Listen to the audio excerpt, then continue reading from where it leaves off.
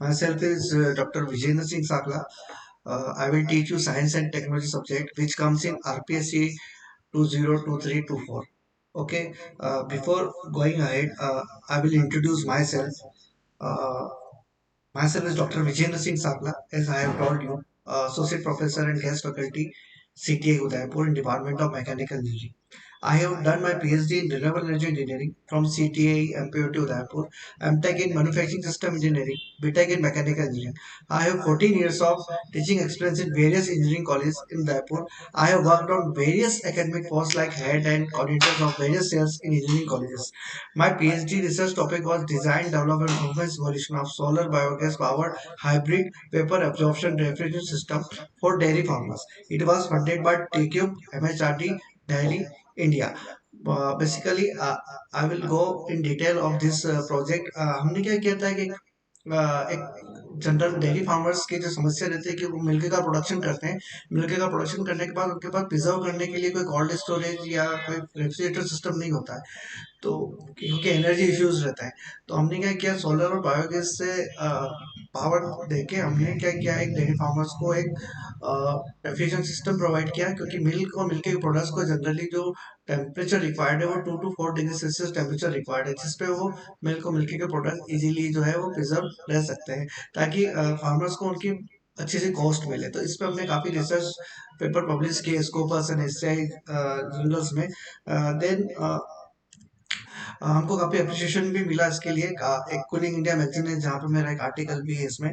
अब हम थोड़ा सा आगे बढ़ेंगे, हमारे सिलेबस की तरफ आएंगे। जो टॉपिक मैं पढ़ाने वाला हूँ साइंस एंड टेक्नोलॉजी, वो बेसिकली जो पेपर आता है वो आपका आरएस की जो मेन एग्जाम होती है, उसके तीन उस पार्ट में होती है, तीन स्टेज होती है। पहली होती है प्री, जो कि जिसमें 200 मार्क्स का होता है, 150 क्वेश्चंस होते हैं, और हर एक अगर क्वेश्चन गलत होता है तो उसके 1/3 नेगेटिव मार्क्स भी होते हैं। ये होती है आर एस प्री, जो होती है वो क्वालिफाई करने के लिए होती है आर एस मेंस में। आर एस मेंस जो है वो उसमें चार अलग अलग सब्जेक्ट्स होते हैं, जिनके टोटल 800 मार्क्स होते हैं, और हर एक सब्जेक्ट के 200 नंबर होते हैं। उसके बाद स्टेज चीज में इंटरव्यू होता है, और स्टेज 2 और स्टेज 3 का रिजल्ट एक साथ में डिक्लेयर होता है। ठीक है, और स्टेज 2 और स्टेज 3 के मार्क्स जो है वो कभी भी स्टेज 1 से रिलेट नहीं करते। स्टेज 1 जो होती है वो सिर्फ स्टेज 2 में आर एस मेंस को क्वालिफाई करने के लिए होती है। इसके बाद ये मैं आपसे डिस्कस कर रहा हूँ कि जो कुछ कंटेंट्स हैं प्री के, जो ऊपर वाली टेबल है वो जैसे कि Indian history, geography, Indian politics, economics, science and technology, reasoning and mental ability and current affairs, ये प्री के टॉपिक्स हैं। ठीक है, और इन्हीं को थोड़ा एडवांस बना के यूनिट के फॉर्म में एक फॉर्मेट में तैयार कर दिया गया है, और उनको 4 सब्जेक्ट में डिवाइड कर दिया जाएगा आर एस मेंस में। तो साइंस एंड टेक्नोलॉजी सब्जेक्ट जो है हमारी यहाँ पे भी टॉपिक आ रहा है, साइंस एंड टेक्नोलॉजी प्री में के अंदर भी आ रहा है। देन जनरल स्टडीज आपका जो सेकंड पेपर है वहां पे भी यूनिट 2 में जनरल साइंस एंड टेक्नोलॉजी ये टॉपिक आ रहा है, तो वहां इसलिए हम इस टॉपिक को डिस्कस करेंगे आपसे। अब इसके आगे हम डिस्कस करते हैं कि इसके मेन कंटेंट्स क्या है जनरल साइंस एंड टेक्नोलॉजी के according to RPSC.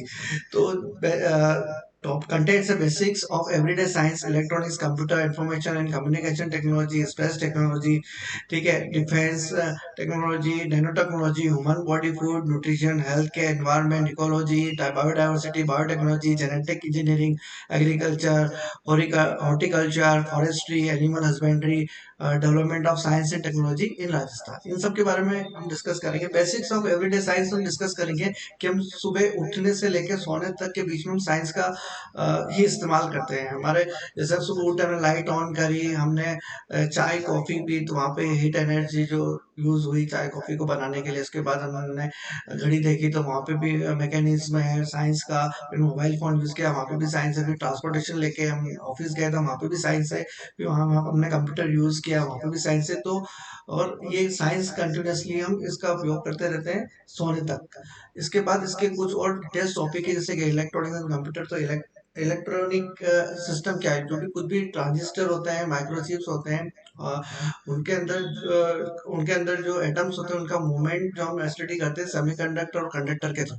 Then computer क्या है, कंप्यूटर भी एक मशीन है जो कि डेटा का स्टोर करती है और उनको कैलकुलेट करती है और उनको कंट्रोल भी करती है। ठीक है, आईटी क्या है, आईटी जो है वो कंप्यूटर सिस्टम के द्वारा ही ऑपरेट किया जाता है। जो भी इंफॉर्मेशन है हम किसी को सेंड करनी है या फिर उसको कलेक्ट करना है तो वो हम आईटी के थ्रू करते हैं। ठीक है, इसके लिए बहुत सारे लैंग्वेजेस सॉफ्टवेयर्स जो होते हैं, हार्डवेयर, एक हार्डवेयर पार्ट अलग होता है कंप्यूटर और आईटी के अंदर, एक सॉफ्टवेयर पार्ट अलग होता है। ठीक है, तो अभी काफी बूम चल रहा है कंप्यूटर साइंस इंजीनियरिंग का, जिसमें बहुत सारे सॉफ्टवेयर है, सी++, सी शार्प, जावा। ठीक है, देन हार्डवेयर जो हम printer, mouse, keyboard, monitor, CPU, ठीक है, इन सबको हम देख पाते हैं। तो इसके अंदर जो भी प्रोसेस होती है बैकएंड में, वो क्या होता जो प्रोसेस होती है वो लैंग्वेजेस के थ्रू जनरेट होती है, तो हम डिस्कस करेंगे। देन स्पेस टेक्नोलॉजी जो होती है आपकी जनरली डिफेंस में, डिफेंस टेक्नोलॉजी और स्पेस टेक्नोलॉजी दोनों अलग है। स्पेस टेक्नोलॉजी के अंदर क्या होता है कि जैसे कि सैटेलाइट्स को इंस्टॉल करना है, बहुत सारे स्पेस स्टेशन होते हैं, ऑर्बिट्स लॉन्च होते हैं। ठीक है, तो उन सब के लिए हमारे यहाँ पे इसरो और डीआरडीओ इस पे काम करते हैं। ठीक है, नासा यूएसए में इस पे काम करता है, इसके बारे में हम डिस्कस करेंगे। इसके बाद डिफेंस टेक्नोलॉजी, हमारे यहाँ तीन डिफेंस टेक्नोलॉजी यूज होती है। एयरक्राफ्ट होते हैं एयरफोर्स के रेस्पेक्ट में, मरीन इंजीनियर्स, मरीन इंजीनियर्स वगैरह, जो शिप्स वगैरह, जो पनडुब्बी वगैरह होती है वो हमारी नेवी में होती है। और जो हम वेपन्स वगैरह यूज करते हैं वो कहाँ पे यूज करते हैं, हमारी मिलिट्री जो हमारी आर्मी होती है वहाँ पे हम यूज करते हैं। इसको हम डिटेल में डिस्कस करेंगे। नैनो टेक्नोलॉजी, नैनो टेक्नोलॉजी क्या होता है कि हर एक मटेरियल जो है नैनो पार्टिकल से मिलकर बना होता है, तो उसके स्ट्रक्चर की स्टडी करना, उनके अंदर एटम्स में क्या डिफरेंट प्रोसेस हो रही है वो स्टडी करना, तो वो हम नैनो टेक्नोलॉजी में करेंगे। ह्यूमन बॉडी, हमारी बॉडी कैसे वर्क करती है, ठीक है, वो हम डिस्कस करेंगे। फूड जो है हमको कैसे एनर्जी देता है, कैसे फूड की एनर्जी जो है मैकेनिकल एनर्जी में चेंज होती है, वो डिस्कस करेंगे। न्यूट्रिशन जो है कैसे एनर्जी में कन्वर्ट करते हैं वो डिस्कस करेंगे। देन हेल्थ, हमारी साइकोलॉजिकल मेंटल हेल्थ के बारे में डिस्कस करेंगे, फिजिकल हेल्थ के बारे में डिस्कस करेंगे। देन हमें सोशल, जो हमारे रिलेशंस होते हैं उनके कारण हमारी हेल्थ पे क्या इफेक्ट पड़ता है वो हम डिस्कस करेंगे। उसके बाद एनवायरमेंट एंड इकोलॉजी, जितने भी living and non living things है हमारे सराउंडिंग, उनके बारे में स्टडी करेंगे इन्वायरमेंटल में। और उसके बाद इकोलॉजी, इकोलॉजी जो क्या होता है, जो भी ऑर्गेनिज्म है वो ऑर्गेनिज्म इन्वायरमेंट के अंदर कैसे इंटरेक्ट करते हैं एक दूसरे से, उसके बारे में हम इकोलॉजी के अंदर डिस्कस करेंगे। देन बायोडाइवर्सिटी, बायोडाइवर्सिटी में हम डिस्कस करेंगे कि बहुत सारे एनिमल्स और प्लांट्स रहते हैं जो कि एक हेल्दी इन्वायरमेंट कैसे बनाते हैं एक दूसरे का यूज करते हुए। देन बायोटेक्नोलॉजी में हम यूज करेंगे कि जितने भी लिविंग सेल्स है और बैक्टीरिया है वो उनके लिए इंडस्ट्रीज में क्या साइंटिफिक प्रोसेस होती है वो बायोटेक्नोलॉजी में हम यूज करेंगे। जेनेटिक इंजीनियरिंग, जेनेटिक इंजीनियरिंग हम एनिमल्स, प्लांट्स और ह्यूमन बीइंग तीनों के रेस्पेक्ट में देखेंगे कि जो कैसे जो है आपके एक जनरेशन से जो भी आपकी जेनेटिक हैबिट्स है वो ट्रांसफर होती है। ठीक है, इसके बारे में हम डिस्कस करेंगे। एग्रीकल्चर में हम डिस्कस करेंगे एनिमल्स की केयर कैसे की जाती है, देन क्रॉप्स का प्रोडक्शन कैसे किया जाता है, जो कि हमारे लिए बहुत इसेंशियल है, इसके बिना हम सर्वाइव नहीं कर सकते खाना, है ना। देन हॉर्टिकल्चर, हॉर्टिकल्चर जो होता है वो क्या होता है कि फ्लावर्स, वेजिटेबल्स एंड फ्रूट्स को ग्रोइंग करने की प्रोसेस को हॉर्टिकल्चर कहते हैं। फॉरेस्ट्री क्या होता है कि फॉरेस्ट में एनिमल्स, प्लांट्स और लैंड्स वगैरह को सेफ रखना, इसके लिए फॉरेस्ट्री का कंसेप्ट आता है हमारे दिमाग में। Then animal husbandry, animal husbandry का मतलब क्या होता है कि एनिमल से हमें बहुत सारे प्रोडक्ट्स मिलते हैं, जैसे मीट, मिल्क, एग्स है, फाइबर्स है, ये सब हमें कुछ प्रोडक्ट जो है हमें एनिमल से मिलते हैं, जो कि हम हमारे डेली लाइफ में उसको यूज करते हैं। और इन सबको कंट्रोलिंग करने के लिए एक development of science and technology एक डिपार्टमेंट है जिसको बोलते हैं DST, department of science and technology, जो कि राजस्थान में इन साइंस एंड टेक्नोलॉजी के ऊपर काम करता है और उसकी मॉनिटरिंग करता है। और बहुत सारे रिसर्च प्रोजेक्ट जो है, बहुत सारे स्टूडेंट जो सेंड आउट करते हैं, देन वो उनको अप्रूवल आता है। बहुत सारे स्टार्टअप्स होते हैं, डिफरेंट साइंस से रिलेटेड प्रोजेक्ट्स के थ्रू उनको फंड आता है, गवर्नमेंट उनको फंड प्रोवाइड करती है और उनको अप्रिशिएट करती है। इसके बाद आज के हम जो हमारे पहले टॉपिक पे जाएंगे, साइंस इज एवरीवेयर। साइंस एक बहुत इंपॉर्टेंट रोल प्ले करता है हमारी डेली लाइफ में।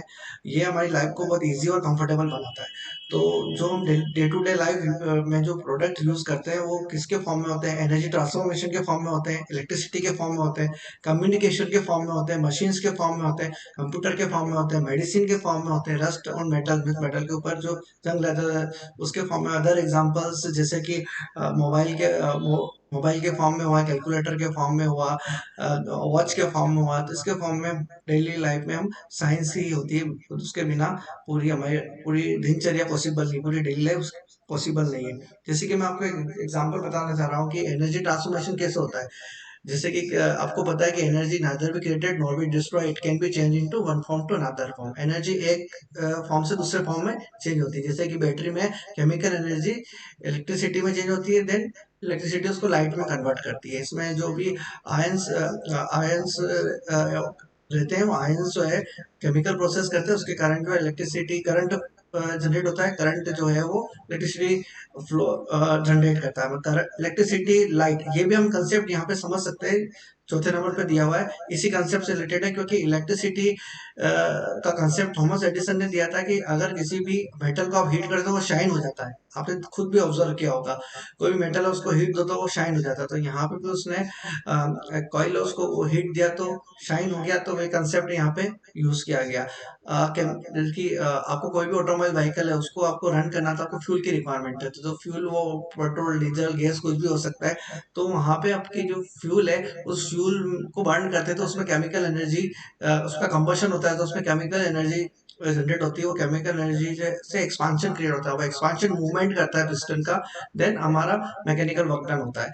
हम खाना खाते हैं, वो खाना खाने की जो प्रोसेस होती है, उसके अंदर खाना खाने के बाद जो हमारे शरीर के अंदर जो केमिकल प्रोसेस होती है उसको सेलुलर प्रोसेस कहते हैं। वो हमारे अंदर बहुत फैट्स, विटामिन्स, प्रोटीन्स, ठीक न्यूट्रिएंट्स से क्रिएट करती है। वो सब चीजें बाद में एनर्जी के फॉर्म में कन्वर्ट करती है और उनको मैकेनिकल एनर्जी जनरेट करती है, ताकि हम जो भी हम मैकेनिकल वर्क कर रहे हैं उसके कारण कर रहे हैं।